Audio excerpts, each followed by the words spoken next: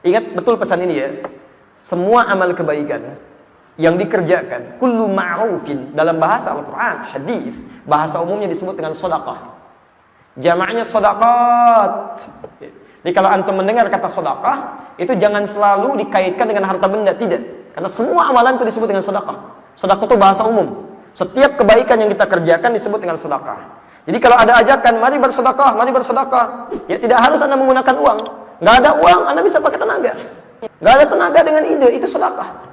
Anda mau bangun masjid, ada ajakan, ayo kita sama-sama.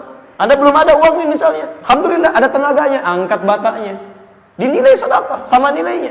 Ketika Anda ikhlas karena Allah. Ya. Kemudian nggak ada itu, tenaga kurang ada. Anda pernah ada pengalaman arsitek, bikinkan desainnya. Kalau nggak bisa semua itu, uang nggak ada, tenaga belum ada, misalnya belum kuat, ide juga nggak punya, minimal senyum, motivasi. Basmatuka fi wajhi akhika sedekah. Senyum Anda yang menyenangkan orang lain adalah sedekah. Pernah dengar riwayatnya? Ingat kalimatnya ya, yang menyenangkan orang lain. Bukan senyum membuat orang lain jadi was-was gitu kan?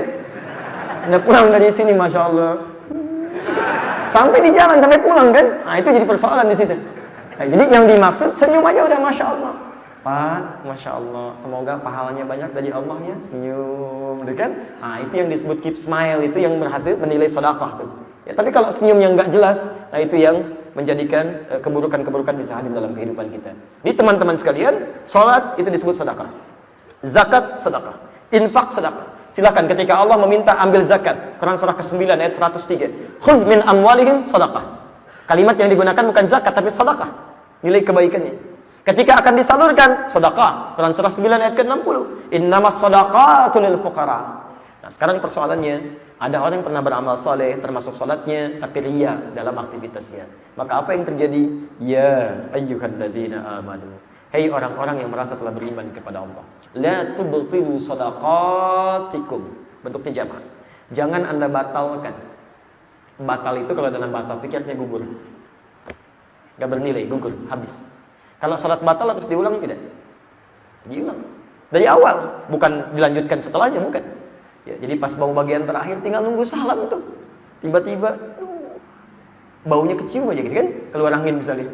Tayyib, antum wudu lagi, harus kurang dari awal. Ya Allah, bisa nggak ngulangin dari tahiyat akhir aja? Misalnya nggak bisa. Dari awal.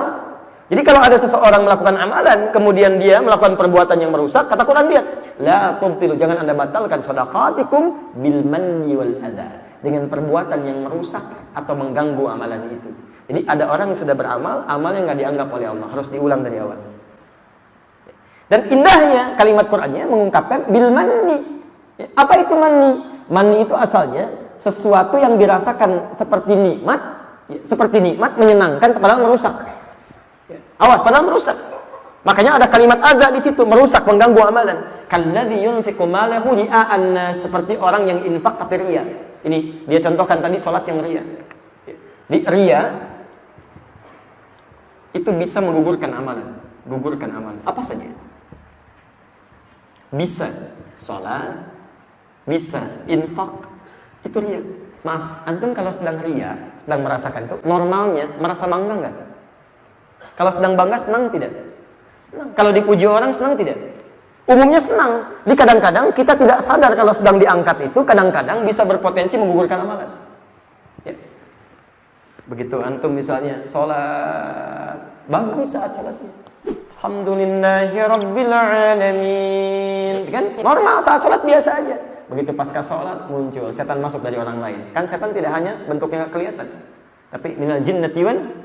Masya Allah Ustaz, bahasanya tadi suaranya indah banget, seakan-akan saya merasa di Masjidil Haram. Masya Allah, mulai terangkat. Begitu Imam Isya, jadi lain Pak nagmahnya, jadi berliut-liut.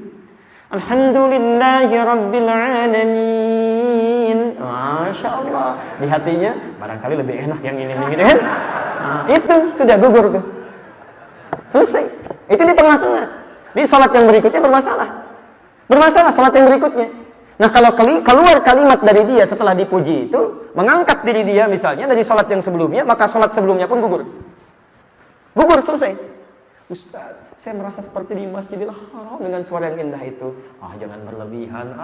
Masya Allah. Memang sih, saya juga begitu. Sama saya, habis tuh. Bahasa Qur'annya la tubtilu. La itu menggunakan nahi. Jangan Anda batalkan. Jadi begitu Anda lakukan batal, hilang, habis. Infak juga begitu. Sama.